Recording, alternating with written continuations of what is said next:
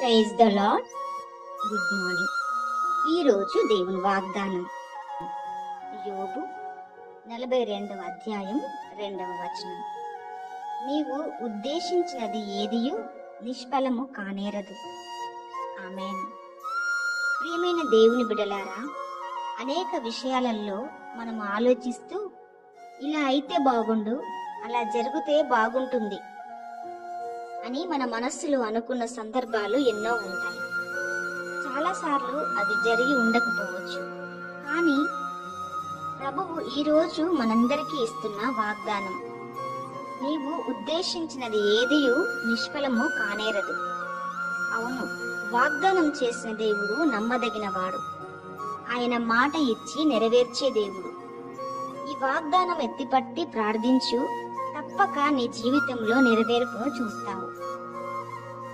నువ్వు ఉద్దేశించినది, నువ్వు తలంచినదే నీకు జరుగుతుంది. ఏదియు ఎంత మాత్రము నిష్ఫలము కాదు.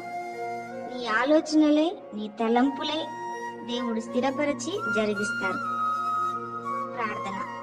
మా ప్రియ పరలోకపు తండ్రి, మీ వాగ్దానం కోసమై వందనాలు. ఈ మాటలు వింటున్న ప్రతి వారి జీవితంలో వారు ఆశించినది, ఉద్దేశించినది వారికి దొరుకుటకు సహాయం చేయండి. వారిని, వారి కుటుంబాలను దీవించి ఆశీర్వదించండి. యేసుక్రీస్తు నామంలో వేడుకొని ప్రార్థించి అడుగుతున్నాము తండ్రి. ఆమేన్. ఆమేన్.